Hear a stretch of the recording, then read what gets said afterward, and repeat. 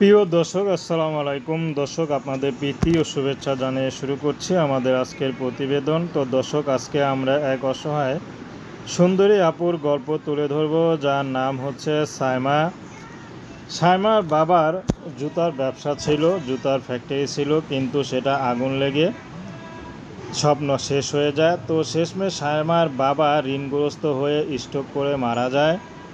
তো সাইমা ছোট একটা বোন আছে। তো সাইমার মা আছে। সাইমার বড় কোনো ভাই নেই যে সাইমার সংসারটাকে ধরে রাখবে। তো সাইমার সংসারটা এখন খুবই অভাবে চলছে।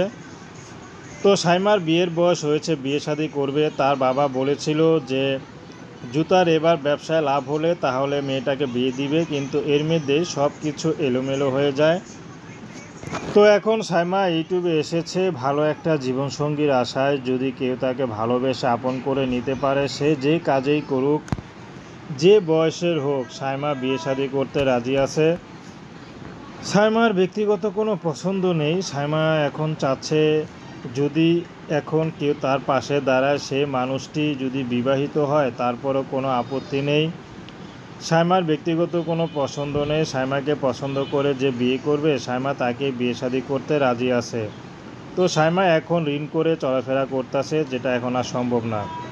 তো প্রেম, ভালোবাসা, সাহায্য, সহযোগিতা, বিয়ে শাদী করা একান্ত আপনাদের ব্যক্তিগত ব্যাপার। আসুন আমরা ৫ ওয়াক্ত নামাজ